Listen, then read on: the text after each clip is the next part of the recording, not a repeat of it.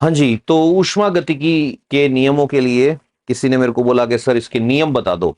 तो जीके के हिसाब से कोई दिक्कत वाली बात नहीं है। जिस चीज़ में डाउट है उसको पूछ लेना चाहिए। तो देखो नियमों को हम बात करें तो ऊष्मागतिकी, पहले तो ऊष्मागतिकी क्या चीज़ है?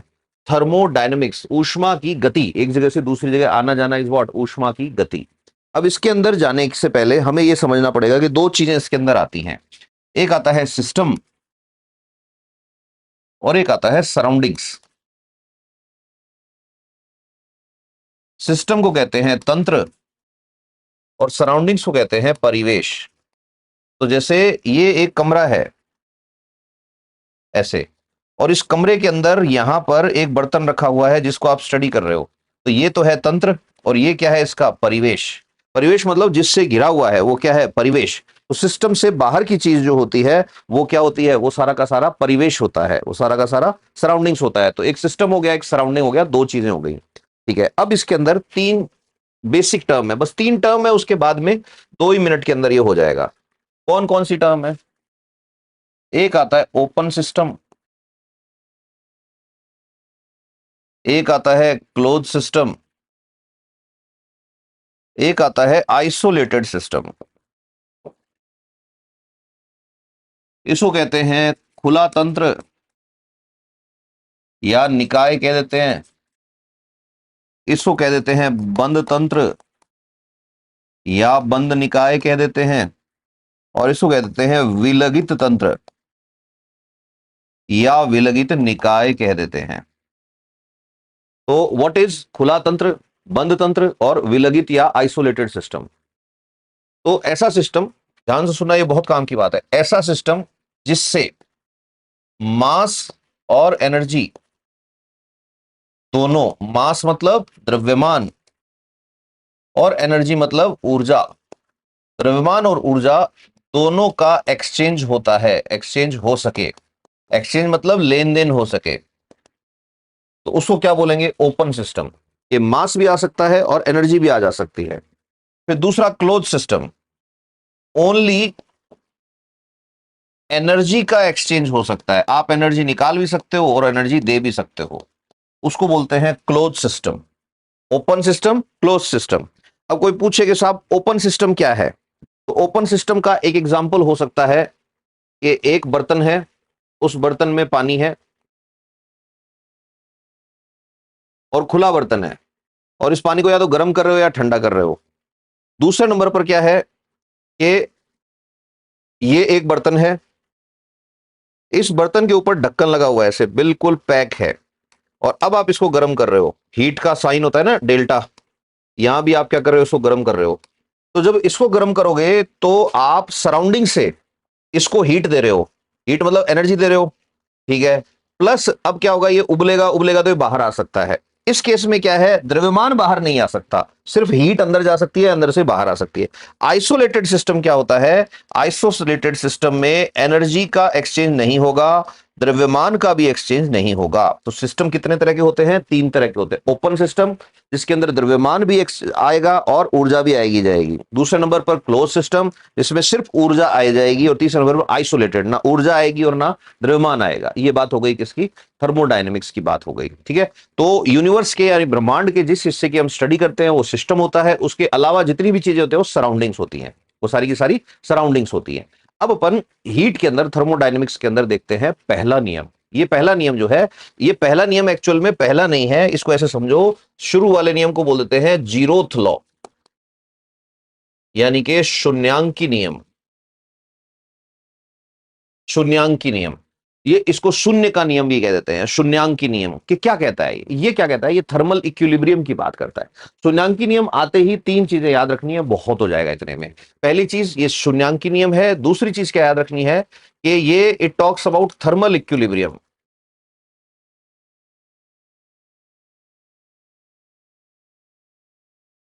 Now what is thermal equilibrium? कि साहब ये तापीय साम्य की बात करता है।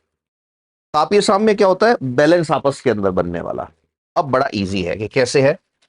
जैसे ये दिखे आपको, सिंपल सी बात, ए, बी और सी, तो ध्यान से सुनना, ये क्या कह रहा है?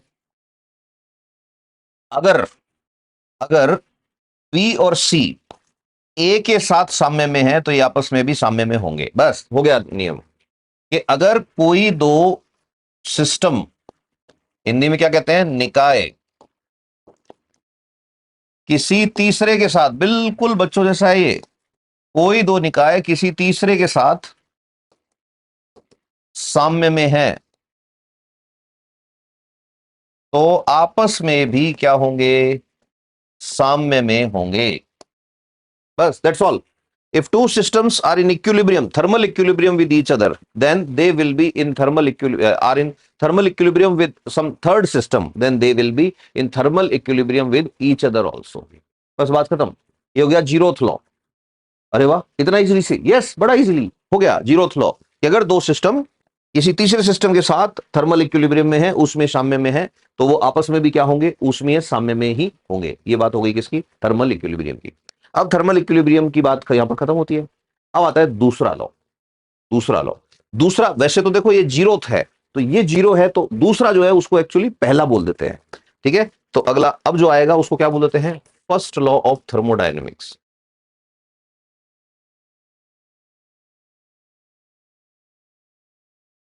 ये और भी इजी है। ये क्या कहता है ये बहुत ही आसान है। ये कहता है किसी भी सिस्टम को आपने जो एनर्जी दी, एनर्जी मतलब जो ऊर्जा आपने किसी भी सिस्टम को प्रदान करी, वो हो सकता है डेल्टा क्यू हो, कि ठीक है साहब, कि आपने किसी भी सिस्टम को जो एनर्जी दी जिसको आप बोल रहे हो डेल्टा क्यू, वो आपकी दी हुई एनर्जी दो ही काम कर सकती है। आपकी दी हुई एनर्जी दो ही काम कर सकती है, क्या, कि या तो ये सिस्टम की आंतरिक ऊर्जा में वृद्धि कर सकती है, या सिस्टम परिवेश पे जो कार्य करेगा उसके अंदर ये चेंज हो सकती है। तो डेल्टा क्यू क्या है, किसी सिस्टम को दी हुई एनर्जी।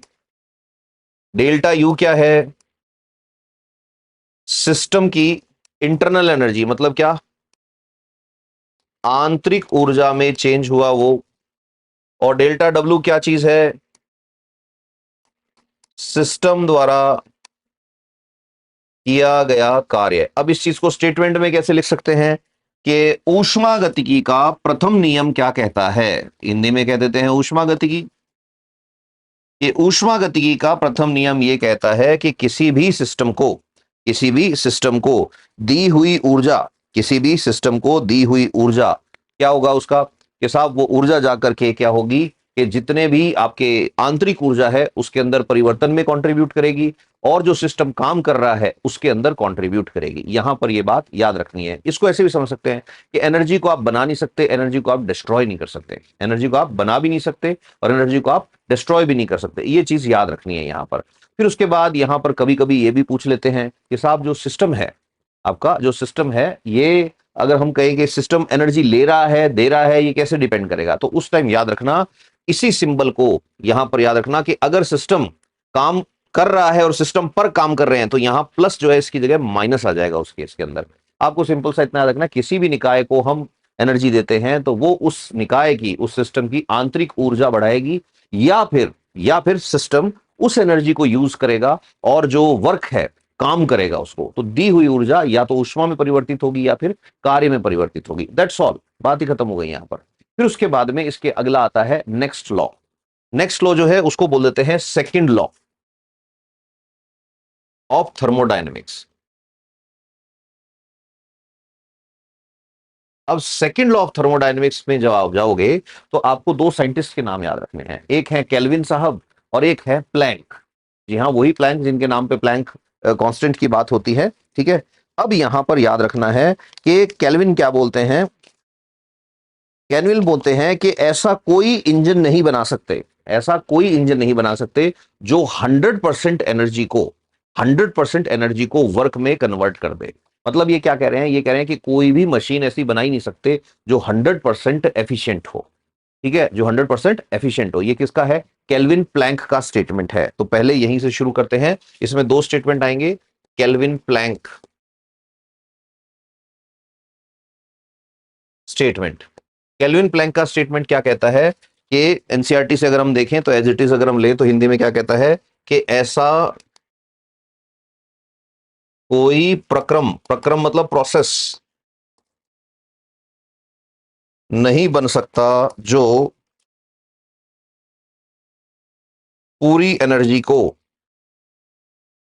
वर्क में बदल दे, मतलब डेल्टा क्यू जो था वो डेल्टा डब्ल्यू में नहीं बदल सकता। यानी कोई भी इंजन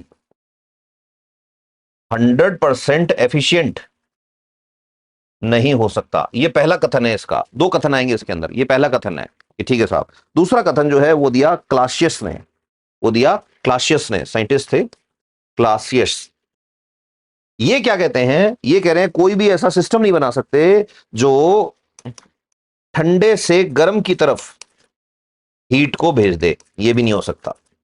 ये दोनों स्टेटमेंट जो है ये इनको कह देते हैं कि साहब ये ऊष्मागतिकी का कौन सा नियम आ गया आगे, ये ऊष्मागतिकी का दूसरा, वैसे तो तीसरा आ गया। तो दूसरे नियम को एक बार फिर से फटाफट देख लो। केल्विन प्लैंक क्या कहते हैं, ये कहते हैं कोई भी इंजन ऐसा नहीं बना सकते जो 100% एफिशिएंट हो, यानी आप इंजन को जो हीट दोगे वो हीट पूरी तरह से वर्क में कन्वर्ट नहीं हो सकती। ये ठीक है साहब। क्लासियस क्या कहते हैं, क्लासियस कह रहे हैं कि ऊष्मा जो है वो ठंडे से गर्म की तरफ नहीं जा सकती। लेकिन अब कोई कहेगा कि फ्रिज में तो भेज सकते हैं, तो यहां पर याद रखना क्लासियस ने यह कहा कि तब तक नहीं जा सकती जब तक बाहर से वर्क ना हो, बाहर से आपको काम करना पड़ेगा। तो फ्रिज में ऐसा क्यों हो रहा है, क्योंकि हम बाहर से काम कर रहे हैं। तो ये बात हो गई किसकी, ये बात हो गई ऊष्मागतिकी के नियमों की। मेरे को किसी ने मैसेज किया था कि सर एक बार बता दो, तो मैंने कहा फटाफट फटाफट आपको मैं बता देता हूं। ठीक है, तो जब भी कोई दिमाग के अंदर बात आए इस तरह की कि ऊष्मागतिकी, तो आंख बंद करो। टेक अवे के फॉर्म में अगर बात करें तो ऊष्मागतिकी जो है उसमें एक सिस्टम होता है, सिस्टम का मतलब जिसकी हम स्टडी कर रहे हैं, उसके अलावा जितना भी है वो सब सराउंडिंग्स है। जीरोथ लॉ क्या कहता है, जीरोथ लॉ बहुत ही ईजी है कि तीन सिस्टम है, तीन सिस्टम है, और तीनों सिस्टम में से अगर दो सिस्टम तीसरे के साथ साम्य में है तो आपस में भी साम्य में होंगे, आपस में भी साम्य में होंगे। फिर उसके बाद फर्स्ट लॉ आता है। फर्स्ट लॉ क्या कहता है, फर्स्ट लॉ कहता है कि साहब अगर आपने कोई भी सिस्टम को एनर्जी दी डेल्टा क्यू, तो वो या तो आंतरिक ऊर्जा में परिवर्तन करेगी, यू के अंदर परिवर्तन करेगी, या वो कार्य में जाएगी। ये ठीक है साहब। फिर तीसरा नियम आता है, उसमें दो प्रोसेस आ गई, एक आ गया केल्विन प्लैंक का कथन, एक आ गया क्लासियस का। केल्विन प्लैंक क्या कह रहे हैं, 100% एफिशिएंसी वाला इंजन बनाना संभव नहीं है। जो आप हीट दोगे उसका कुछ पार्ट लॉस होगा ही होगा इंटरनल एनर्जी में, 100% को आप वर्क में कन्वर्ट नहीं कर सकते। फिर उसके बाद दूसरे कौन है, क्लासियस। क्लासियस क्या कहते हैं कि जब तक बाहर से काम नहीं करोगे तब तक ठंडे से गर्म की तरफ ऊष्मा नहीं जाएगी। ये ठीक है साहब। फिर उसके बाद में कई बार कुछ एग्जाम्स के अंदर एक और पूछ लेते हैं कि साहब थर्ड लॉ भी बताओ मेरे को। थर्ड लॉ क्या कहता है, थर्ड लॉ परम शून्य ताप की बात करता है, थर्ड लॉ। अब वैसे ये चौथा नियम हो गया, देखो थर्ड लॉ जो है ये आते ही याद रखना एब्सोल्यूट जीरो की बात करता है। एब्सोल्यूट जीरो टेम्परेचर मतलब परम शून्य ताप। तो ये क्या बताता है कि कोई भी पदार्थ परम शून्य ताप पर कैसे बिहेव करेगा। तो किसी भी सिस्टम का बिहेवियर बताता है परम शून्य ताप। परम शून्य ताप क्या होता है, -273.15 डिग्री जो होता है, -273.15 डिग्री, या इसको बोल देते हैं 0 केल्विन, ये कहलाता है परम शून्य ताप। ये ठीक है साहब। अब परम शून्य ताप जो होता है, परम शून्य ताप जैसे ही आ जाता है तो उस पर जो एंट्रोपी होती है वो जीरो हो जाती है। कि एंट्रोपी क्या होती है, एंट्रोपी होती है कि कण जो हैं वो डिस्टर्ब होते हैं।